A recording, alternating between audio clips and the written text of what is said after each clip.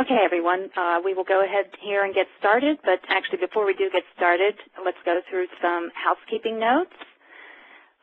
First of all of the attendees are in listen-only mode for the webinar today. However, you can submit questions just by going to the Q&A at the top bar there and just use that toolbar and submit your question. And then at the end, time permitting, we will try to get through all of the questions in the queue. This presentation is being recorded, so there's no need to take notes. We will provide you access to the presentation. All right, so good morning, and thank you all for attending our Client Experience webinar today. My name is Mary Mack, and I'm a Senior Account Executive with Computer Generated Solutions, also known as CGS. CGS is a leading IT consulting and ERP solutions provider, enabling companies globally and regionally to drive breakthrough business through technology. I'll just go ahead and give you an overview of the discussion topics for today. We have partnered with Microsoft and the Creative Growth Group to deliver this messaging. And if you can see on these slides, on this slide here, our presenters will provide you insightful information on managing change and complexity in professional services organizations. We'll define client experience management in each of the 5 phases that must be systematically staged for an ideal client experience. We'll discuss the role of technology in each of these phases, and our panelist, Laura Mills, will provide real-world examples of how her firm, Grant Thornton, takes advantage of technology to strive for and deliver the optimal client experience. So to go ahead and get started, I will go ahead and introduce Ted Kemp. Ted is with Microsoft, and he is the Director of Service Industries. Ted? Well, thank you very much for that, Mary. I appreciate it. I want to start by also thanking everyone for attending what I believe promises to be a very insightful webinar on Client Experience Management, or CEM. And this is a topic that's really jumped to the front of the line given the increased level of competition we're now seeing across the broad spectrum of professional services firms. In particular, when you look at a services firm, they're all similar in that they have to find ways to expand revenue while doing 2 things: meeting rising client expectations for responsiveness and transparency, and developing and retaining this next generation of professionals. And you have to do all of this without sacrificing service quality or margins. And one big way to help fuel this is really by focusing on CEM. As Mary mentioned, I'm Microsoft's Director for the Service Industries in the United States, and my primary role is to develop and execute our strategy for delivering business solutions to professional services firms. I'm joined today in the role of Program Moderator by Andrew Deets, President and Founder of Creative Growth Group. And I'd now like to turn it over to Andrew. Oh, well, Ted, thanks. I appreciate the chance to be with you, and I appreciate everybody who's joined us on the phone and online as well. So my firm works just with professional service firms on issues of growth and client experience, and so we've really seen the change in complexity Mary spoke of at the top of the webinar, firsthand, and that change in complexity, of course, has been driven by the recession and the sort of changes in behavior that have occurred among firms and clients. Firms, Ted, have been talking about client experience for a long time now, ever since, at least since Joe Pine and Jim Gilmore wrote the book, The Experience Economy, back in 1999, came out. So they've been talking about it, but they haven't necessarily really been doing much about it, with a few exceptions. But now really seems to be a time when firms are paying attention and taking action. And I do think that's because of the significant pressure that the economy has placed for companies to differentiate themselves coming out of the downturn. And also because there's been a trend towards commoditization of professional services by our clients. procurement is taking the lead role these days more and more in evaluating professional service offerings that, you wouldn't, they're certainly not paper clips, so why would procurement be in there, we would wonder. But that pressure towards commoditization, that trend continues and has been accelerated and maybe even habituated now. So that the power has swung in the direction of buyers of professional services, and because of that, we really do need to find, as professional firms, new ways to stand out, and the client experience is, a key, maybe the key way to do it. Moving up the food chain, continuously avoiding the sort of downward slide. And speaking of slides, the slide tells the story. And this is, maybe a historical view of how business has occurred. We started off long ago as agrarian economies and produced commodities, and then the Industrial Revolution came and we were making stuff, and then that stuff began to be commoditized with mass production, and we started to add services to what we did, and then certainly in the 90s we started to add experiences, and but the same progression can be viewed within the professional services market as well. Being just delivering great accounting services or executing well on IT services consulting, it's no longer enough. Just even being a trusted advisor, I would argue, remains necessary, but it's no longer sufficient. It's transformational times, and they call for transformational firms and professionals. And you can see it's a constant battle. No matter how any particular firm advances, competition catches up, and buyers, continue to find ways to, exert their power. So we're always in a mode of trying to move the experience up the food chain, and that's really what we're facing. So what happens when professional firms can really take hold of the entire kind of end-to-end client experience from the starting point, the first time somebody learns about your firm, to what happens during the engagement, to what happens after? When you build an experience in the consumer services world, I think this graphic from Business Week, tells the story. When you go from beans on the left, the commodity, to maybe berets, or from paying for a raw product to paying for an entire environment that reflects the sophisticated coffee drinker lifestyle. You move from pennies to dollars. When you move from Folgers to Starbucks. In fact, I saw, there was an article in February, Ted, that the highest price ever paid for a cup of Starbucks coffee was $23.60. So we're a long way from buying beans from, straight from Colombia. And that's what happens when you build an experience that really embraces the customer and considers them end to end. The same is true with professional firms. So we describe the client experience as that full set of end-to-end interactions that a client has with us. I mean, really right from before they've even met anybody in the firm, how have we been communicating? What's their impression of us? Because a client's satisfaction really begins with the expectations that are set.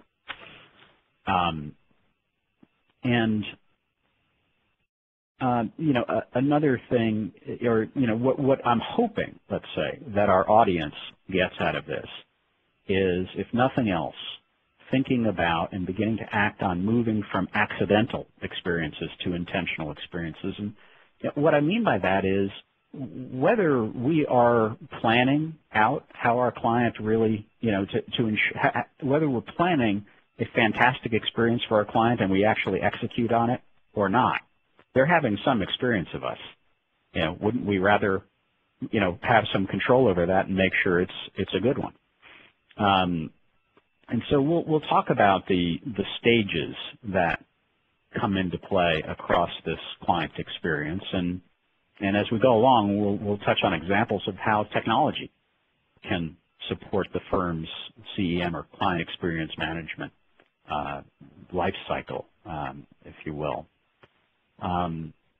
So the reason I say that about technology is that it's a particularly complex set of activities that we have to manage. I mean, it seems almost undoable to control everything along the way, or to stage everything, to orchestrate the whole experience so it's transformational. And that's true.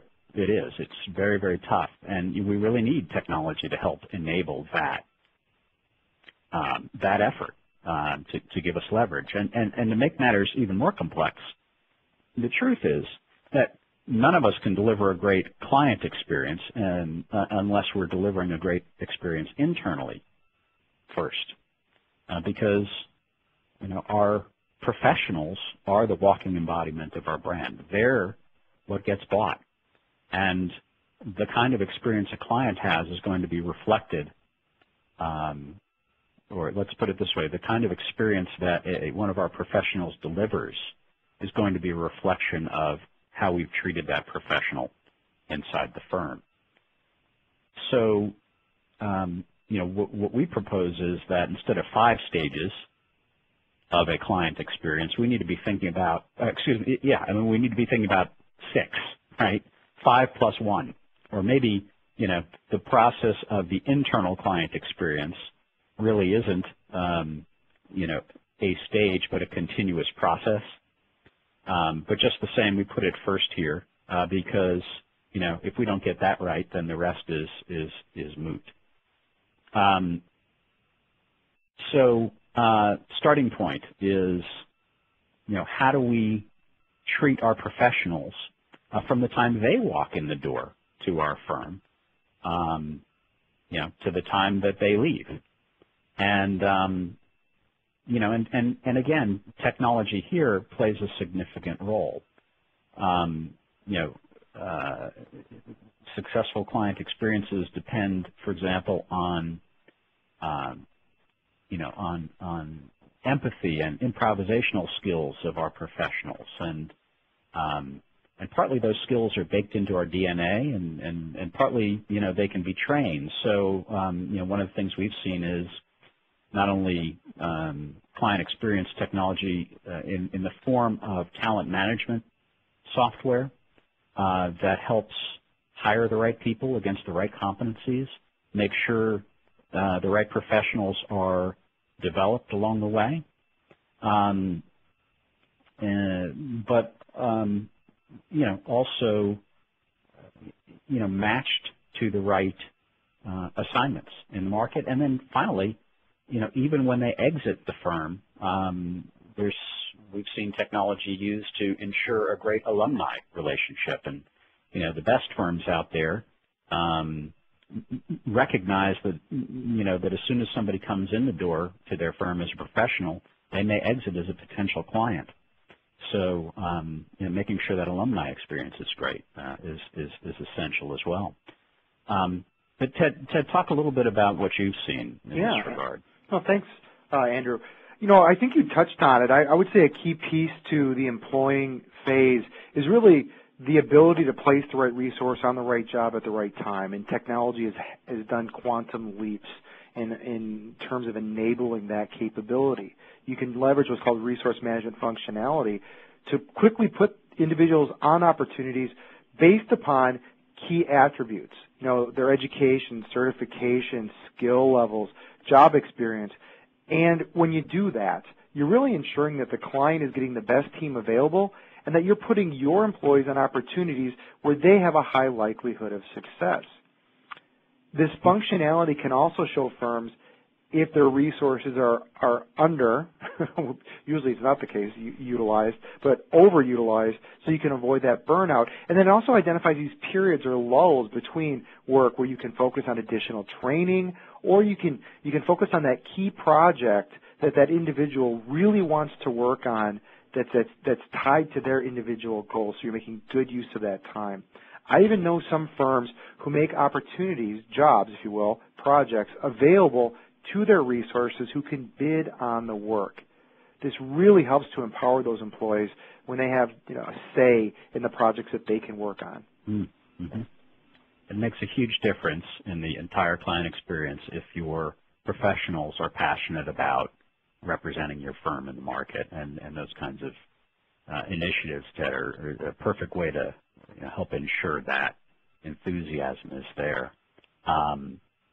So let's talk about assuming we have that kind of employee practice in place.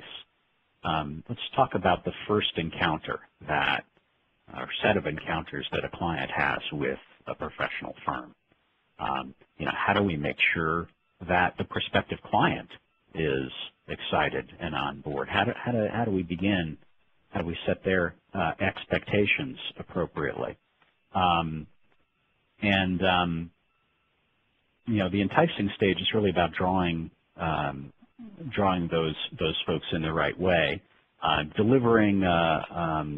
Well, let me put it this way. I heard you say in one of our earlier conversations before this webinar, Microsoft describes it as building, mining, and transforming connections into capital, starting with deeply understanding the nature of the clients that your firm serves better than anyone else and reaching them in a contextually appropriate way. What I see a lot of, unfortunately, in professional firms is something like this. Well, I guess I have to go out and get some new clients now. Let's get the book of lists, and I'll take the top 5, and you take the next 5, and then we'll go make some cold calls, or I'll just call my cronies and I'll ask them, hey, what's going on? You need any tax services today, or you need any consulting today? And it really, the first impression, whether by email or direct interaction, is one of kind of me-centric rather than coming informed and understanding the nature of the client's challenge, even starting with a prospect that you already know will have a high likelihood of kind of resonating with what your firm brings to the table and how you do what you do.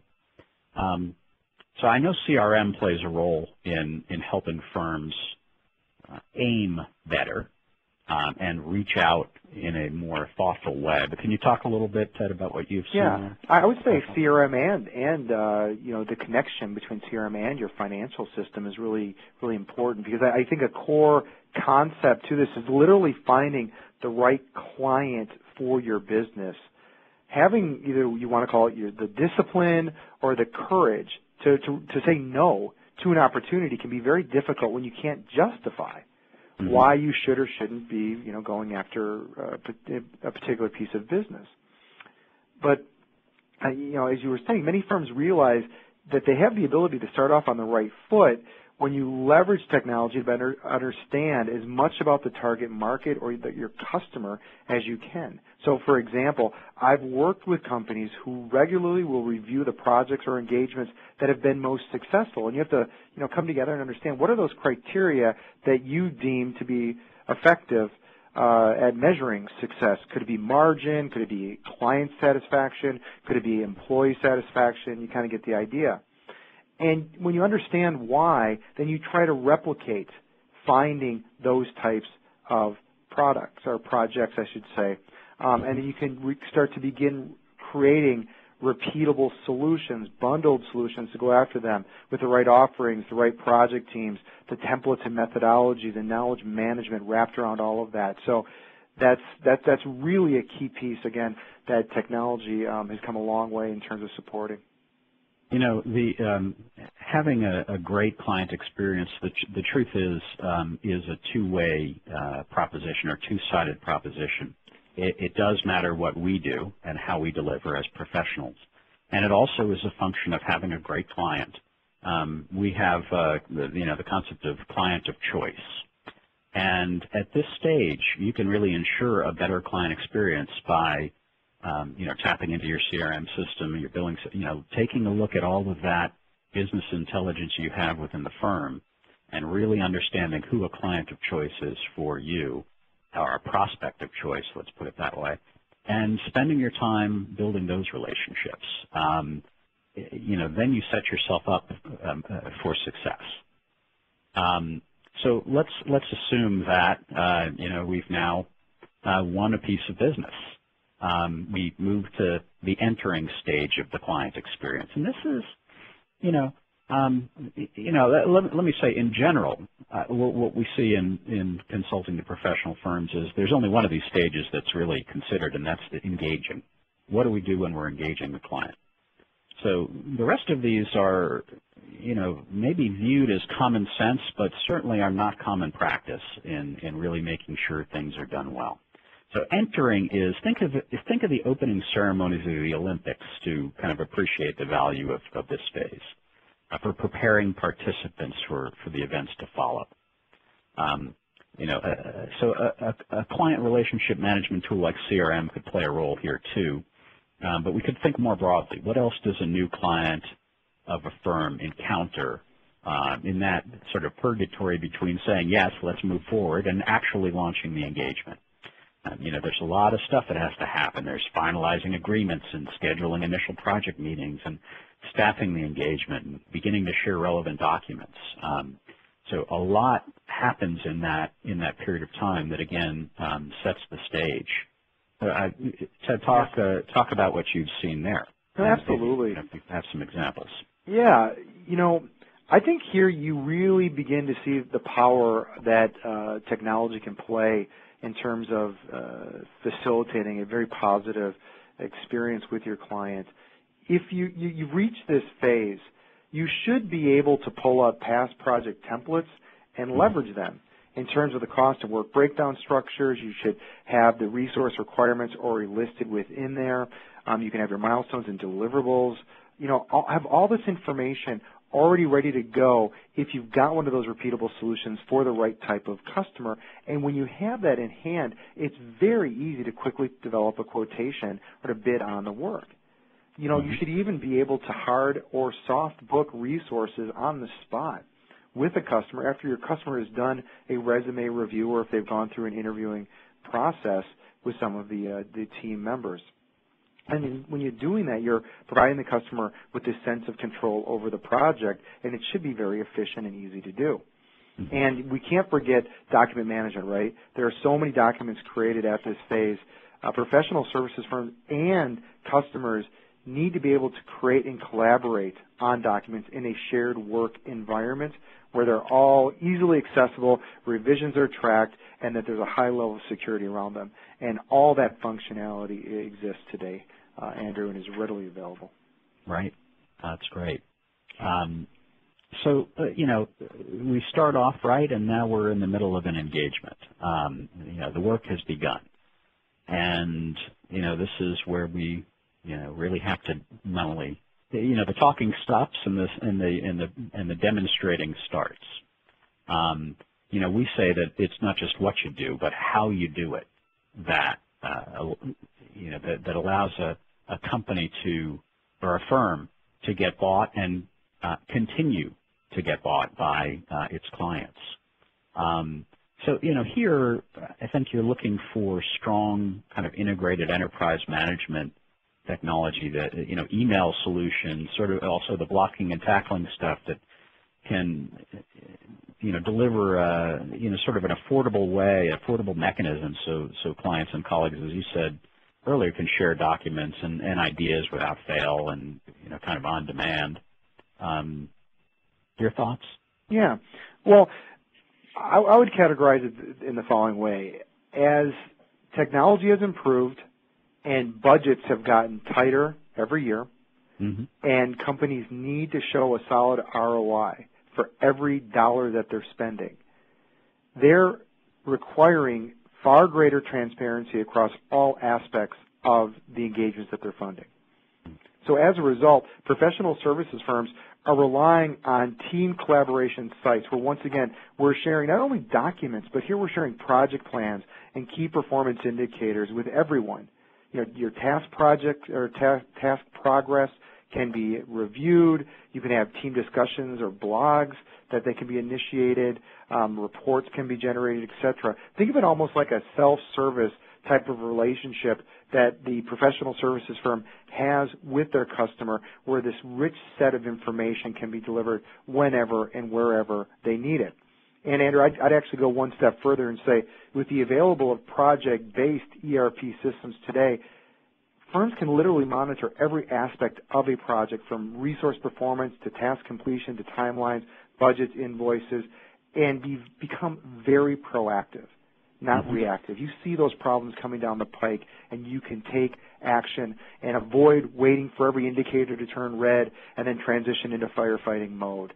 This again, I think has a great impact on the experience that a customer has with their service provider. Yeah, I like that. I mean, you know, as a client, you want at least three things. You know, on time or better, on budget or beating budget, and no surprises, right? Yep. And so that transparency is really essential, increasingly. Okay, so, you know, the project goes well, and now what? You know, how do we make sure, how do we set the stage so that we have the chance to do more work for this client, or at least get a good referral or reference? So exiting is what happens when we're done. How do we end appropriately? How do we, you know, have we developed the going forward objectives for the client? Have we transferred knowledge or made accessible the knowledge that we've brought to the table as a professional? Have we set them up to succeed with whatever it is we've done for them? How can we ensure that they get full ROI from whatever work we've done together with them?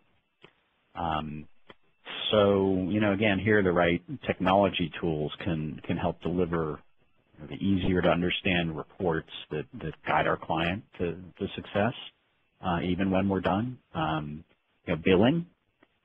We can have a great project and, you know, billing problems that just break the entire relationship down. So billing is a key component of how a client experiences or perceives their experience with our firm. You know, Ted, what have you seen here from a technology standpoint? Yeah, maybe I'll key off your billing comment. You know, everyone knows if you're a professional service firm, you know, T&E is effectively your cash register, how you're capturing time and expense, and that obviously flows right into your invoicing. And I think one of the big areas that I've witnessed where we see problems occurring is providing project managers with the visibility into the invoices before they're actually sent to the customer. You know, an incorrect invoice, as you rightly point out, Andrew, can have a direct impact on not only your firm's cash flow, but the client trust or experience that they're having. So oftentimes the time and expense sheets that are entered by various team members, while they're accurate, they may not actually reflect agreements or conversations that a project manager has had with a customer due to some unforeseen issue that no longer can be billed. And there's a great thing out there called workflow. And, you know, by instituting workflow into your processes, and it goes across, you know, every process within the business, but in particular, when it comes to invoicing, you can ensure that before an invoice is sent out to a customer, that a project manager has a chance to review it and greatly increase the ability for those invoices to go out right the first time. Yeah, so, you know, if service recovery is another factor in client satisfaction, right? If you screw up, you know, how good are you at fixing things? And speaking of blind spots and being surprised, the client doesn't like it, but neither does a project manager if a bill goes out without them seeing it and it's wrong, and they're the ones that are going to take the heat. So, you know, having tools and technologies that are, you know, fail-safe around that, it's you know, that's key. So, you know, another thing that, again, we see very, very often is the project's done and that's it. And, you know, what an unfortunate opportunity, or what a situation and a great opportunity well, if you're the firm that's done and out, it's a great opportunity for somebody else, your competitors, to come in and weasel their way into the relationship.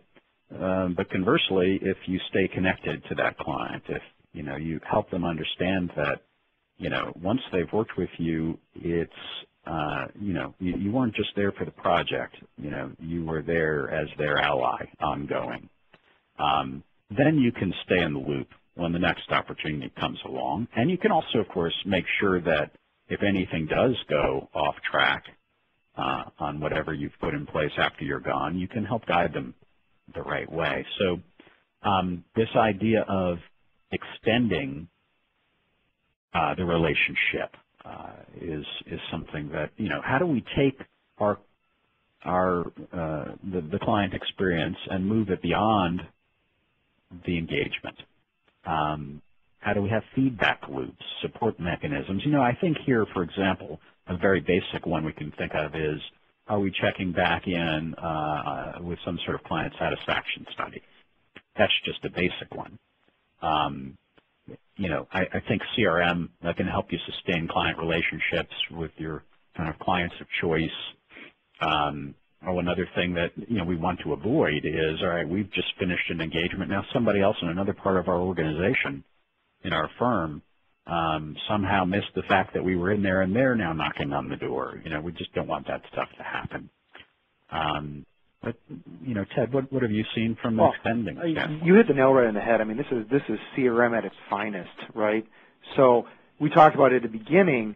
The first stage, the enticing, targeting the right business for your firm. Well, we've been able to do that, and we've finished a really successful engagement.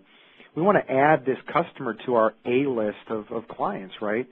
And the right CRM system can really help you support your efforts, from learning which campaigns they're responding to going forward, to capturing every communication between that customer and your firm. And I mean every single communication, so you know that if others are having interactions in other divisions. And then targeting them for special offers or business development events, et cetera. So just continuing to keep that loop, as you put it, of communication very solid and intact. And I can't stress enough how important it is to capture every touch point with a customer. I want to leave you with an example here. I had a customer tell me once that they were pitching business to a very important client with whom they had done business with in the past. This could be considered an A-list customer, right? And, in fact, they had a current project underway. This individual didn't have visibility into the work that was going on and the level of feedback that was coming in based upon how the project was going. So he walked in to pitch some new business, but all he heard was complaint after complaint regarding all the issues facing a completely separate engagement. And those types of situations should never happen, and they don't need to happen anymore, Andrew. Right. Well, there's one thing we didn't include on this slide, and that is it really loops back around again, right? So, once we hit, extension, we really, hopefully, if we do that well, are coming back to the beginning and finding it, frankly, hopefully it becomes easier as we loop it back. It's easier to find new clients of the right kind. It's much faster to onboard them when we are doing client experience right, because we're working with more of the right kinds of clients that value us. The rest of this just gets easier, and our cost of doing business goes down ultimately. But it's one thing to talk about how this would work, and it's another thing to really understand how the best firms are already making it happen. And so with that in mind, we have with us today Laura Mills with Grant Thornton, and Laura is the National Director of Client Experience with Grant Thornton. I've had the pleasure, honor of getting to know Laura over the past year or so, and having discussions like this with her, and I can guarantee you they are best practice in client experience management. And Laura brings great experience to the table in this. She began her career with Arthur Andersen, which, I'm reminded of, I think, something like this. Maybe Laura will tell us, but on the paychecks at Arthur Andersen, it used to say, something like, you remember that it's your clients that make this possible, this paycheck possible, right? You're right, Andrew. Brought to you by your clients. So. Yeah, there you go. Yeah, exactly. And then I know you were with Ernst & Young and have been with Grant Thornton in this leadership role as Grant Thornton itself has really kind of rocketed up the quality ladder in professional services. So, Laura, we're hoping that what you will do is share with us, first of all, something about Grant Thornton's commitment to client experience. I mean, I find it very rare that we meet anybody with the title client experience, with client experience in their title. And so talk to us about that, how your role, what your role involves, and about Grant Thornton's commitment to that. Well, I believe and I know it's one of the primary reasons I was so attracted to the role with Grant Thornton. Here as a firm, we're focused on growing our firm through 5 strategic drivers, and one of those is distinctive client service. And so having identified someone who would lead that function is a real testament to our firm's leadership and in terms of their embracing and really understanding the whole client experience continuum that you talked through, Andrew. Everything from attracting the right talent all the way through the different touches that we would likely have with a prospect or client, and being very intentional about what that experience might be for our clients or prospects. Mm-hmm. As I mentioned before, our leadership team, all the way from our senior leaders all the way through, office managing partners in the local office, constantly beat the mantra around the importance of delivering a distinctive service experience. They recognize that engaged, happy employees are going to be able to go out and deliver that type of experience to our clients. Mm-hmm. Yeah. Well, and we made the point earlier that managing the end-to-end client experience is really, across multiple projects and, hundreds or thousands of clients repeatedly. I mean, that's really an awesome challenge.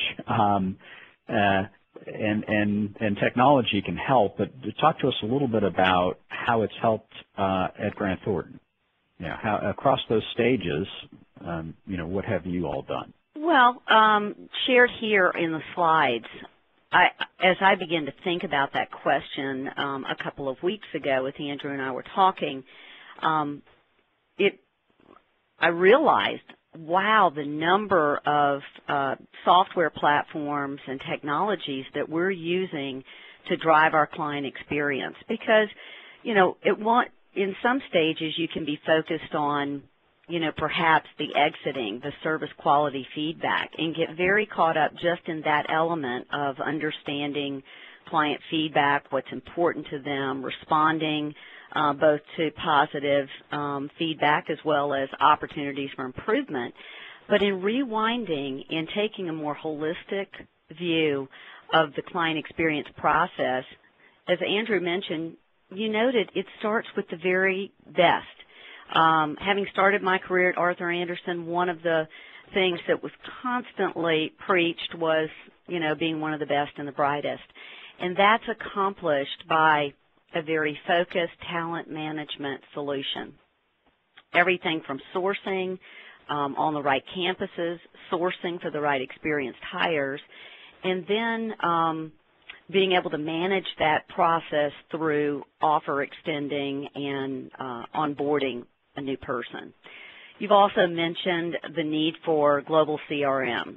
Grant Thornton just made a purchase decision to go with Microsoft Dynamics as a global CRM tool to manage our business internationally and across the entire firm, because we recognize just how important it is to be able to track relationships, to be able to focus on something Ted mentioned earlier, which is the opportunity to cross-serve accounts.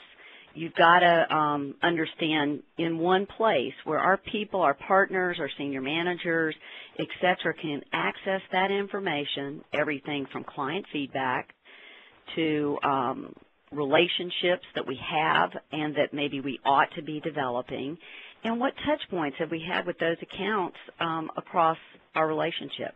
Now, Laura, this is usually CRM thought of as that's marketing's gig, right? So how is it that you and your client experience team are engaged with the CRM process? Well, I think one of the things that we're constantly, I would say teaching, but encouraging and focused on is that in professional services, people buy from people they know, they like, and they trust. Mm-hmm. And it's so important that you're capturing those relationships and even being able to evaluate the quality and the strength of that relationship. And CRM tools today do that in terms of, is it a strong relationship? Is it in its early stages?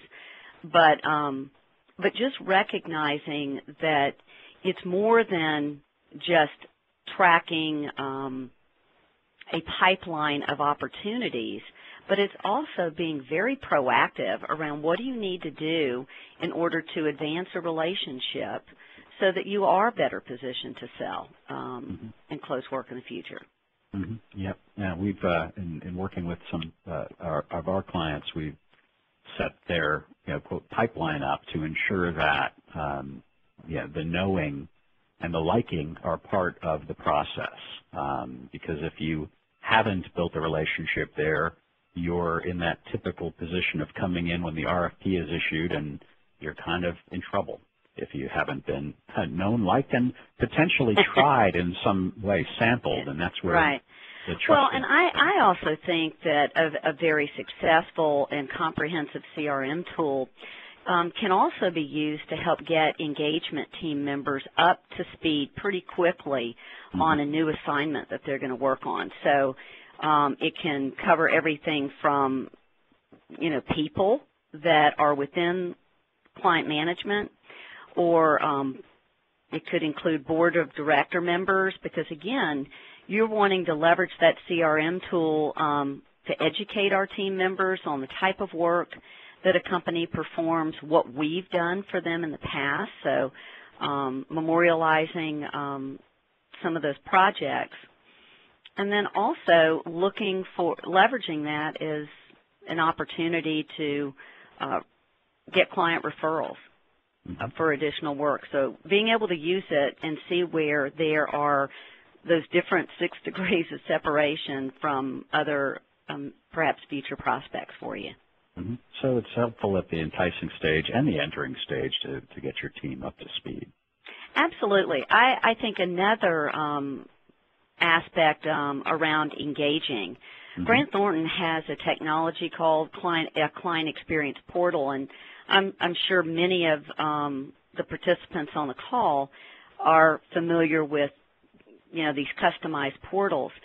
I think this is a real differentiator for our firm in that it allows our clients to access this personalized experience where they can come in and based upon their role, whether that's as a CEO, CFO, Director of Internal Audit, et cetera, they can customize the flow of content and information that they're purviewing. In addition, a real attraction is the use of different research tools. So being a professional services firm with a large portion of our business coming from audit, they're able to go in and do accounting research. And again, all within this customized experience, along with getting data feeds from premium news sources, and also as a way to share Grant Thornton's thought leadership on certain emerging issues and topics. So I think that's a way of further engaging with your clients on an ongoing basis. So you tailor that for each major client that you have. So they have a unique experience with that. That's great. Yes, we did. What about, what happens when an engagement's over? Okay. Well, as part of Grant Thornton's service methodology, of course, at the beginning of any project, we are collecting or gaining an understanding of what the client's service expectations are. And those are included a little bit further back in the technology. Each of our service lines has their own technology solution, and those expectations are noted so that the entire engagement team is clear on what the client is going to view as a successful outcome and experience in working with us. The sort of the continuing the loop there is that there's a feedback element of it. And so we do a combination of surveying our clients as well as conducting face-to-face leadership visits so that we're completing that service loop. We had an expectations discussion, and then we conclude that with trying to go back and assess how have we performed against those expectations and what can we do to further enhance the service experience going forward.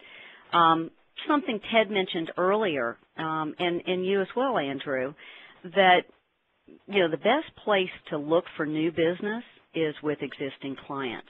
And so to the extent that you're able to have delivered an exceptional or distinctive service experience, you're earning the right to propose or be considered for future work. And this feedback loop allows you to understand it, assess it, and I think definitely makes clients feel that you care, you think they're important, and you're following up on their feedback to make sure that you're continuously improving. Right. So, you have made note of the Grant Thornton Alumni Portal. So I know this is, we talked a little bit about extending the client experience. What about the employee experience? Talk to us about the Alumni Portal. I think something many of us recognize in professional services is that, not everyone joining the firm is going to stay and complete their career within that same professional services organization. So rewinding, again, back to points that both you and Ted made earlier, in the onboarding of employees, it's so important to understand the experience they're having as employees of your firm, because eventually, if done successfully, they will be future clients of your firm. And if nothing else, they'll make very strong referrals or references in the marketplace for your service and for your business. So what we do as employees exit the firm, they are part of this Grant Thornton Alumni Portal, and it's a way for us to continue the relationship with them, because we talked about professional services is based upon relationships, and it's relationship selling.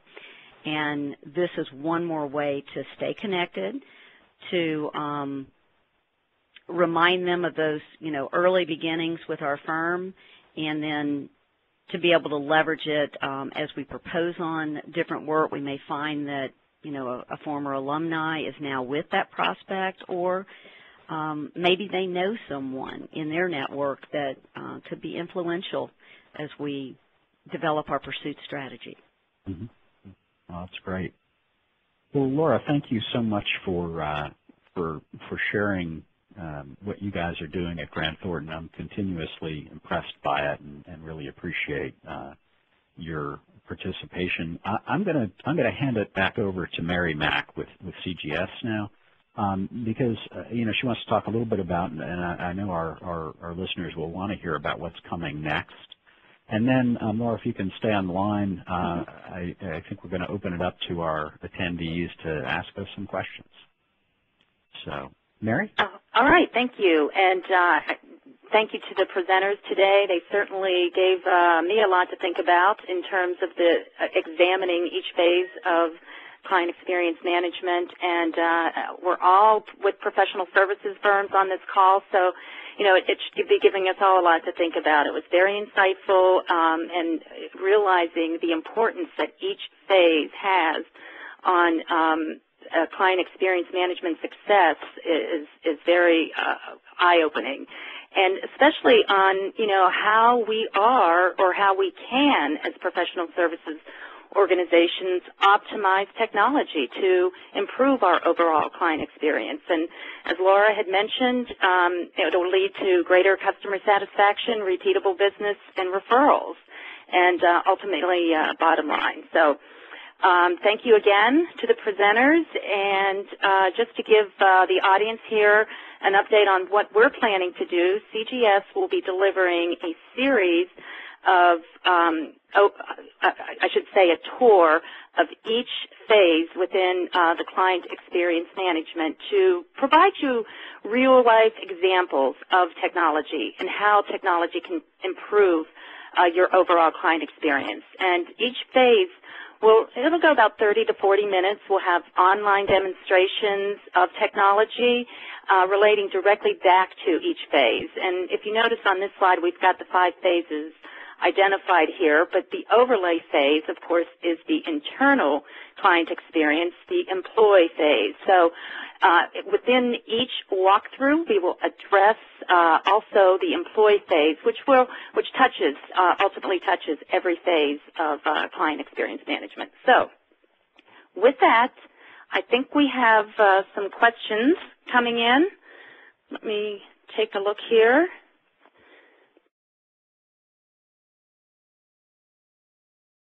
Okay, here's a question for Laura.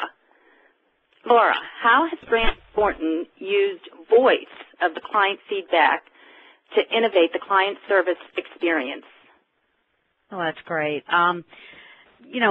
We're constantly talking about how do you leverage some of these processes and things that you're doing to continue to innovate and make improvements. And I think one that comes to mind and stands out is feedback that we've been receiving from our clients and hearing in the marketplace as well. They're wanting more and more their business provider to bring ideas and recommendations, best practices, insights, et cetera, that my partners and my senior managers are seeing across different industries. And one of the things I felt like we've innovated around that is over this past year, we have equipped our partners with a discussion framework in order to engage in more compelling business conversations with our clients and prospects.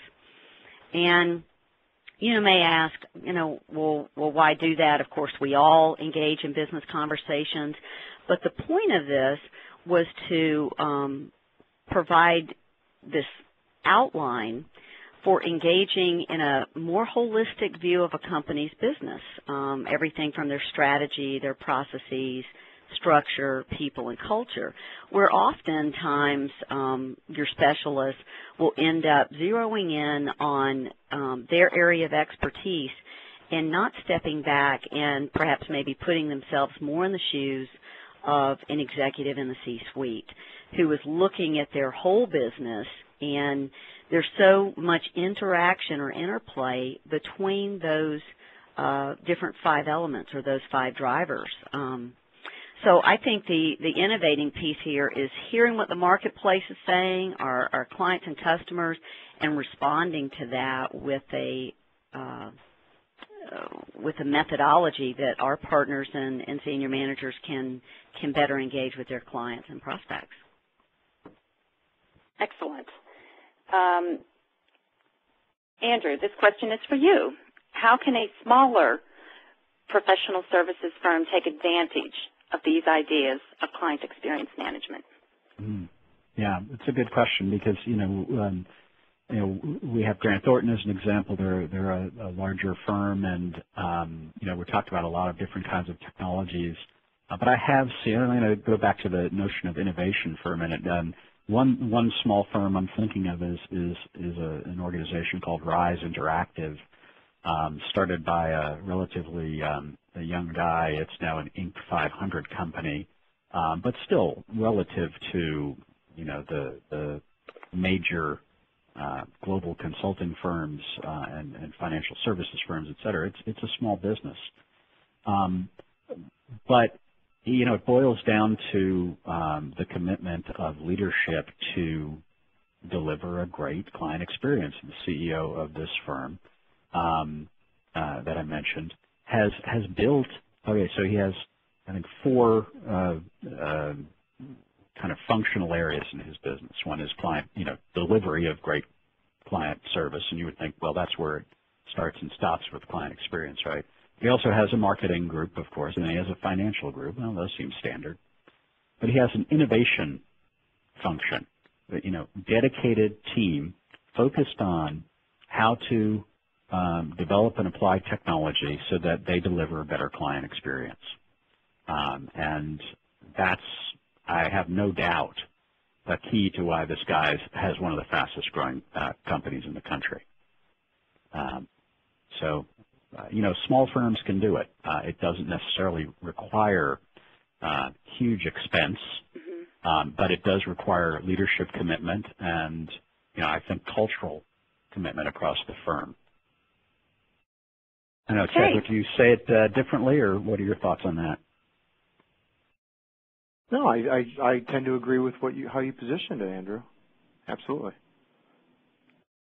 Okay, and we're right at the top of the hour. So with that, I believe we'll go ahead and close. We do, 1 second, we've got another question here. And I think I'll just open this up to the group. Where do you see are the biggest opportunities to grow revenue within a professional services organization? That's a wide open question that, as any good consultant would answer, it depends. Yeah. But, you know, sort of marketing 101 is first order of business. Let's look and make sure do we have the right kind of clients that we want to be serving? And if so, what else and how else can we be serving them so that we expand our relationship with those existing clients? And that, you know, is a function of a number of things that can be gleaned from the systems we talked about today. Yeah, I would echo that. Firms today, you know, there's a trend in the marketplace. I'm sure you've picked up on it, called big data, right? We have way more data than we can ever possibly hope to consume, but we're doing a good job, I think. But we have all this information, and if we don't put this information to use, then it just becomes disinformation. So what I'm trying to get at here is firms have the ability to analyze their customer base 6 ways from Sunday. Not a lot of them do that. To really drive into what verticals, what size of companies, what solution offerings, what bundles of services have we sold and have we sold effectively? What teams have been on those projects? You know, when you capture all that information and you start looking at it, I think the answers become pretty clear. And then you can start driving forward on that path of success and finding those real hot spots or bright spots for your business. You know, Ted, I just want to add to that because the technology is there. We did a study recently about innovation in professional firms, and we asked where innovation came from. First of all, we asked, you know, how do you gather information? And, you know, well, we have a knowledge management system, and then we asked, where does innovation come from? And, you know, virtually nobody, you know, almost nobody, none of these firms that responded used their knowledge management system as a source of innovation. So the technology for everything we're talking about is here.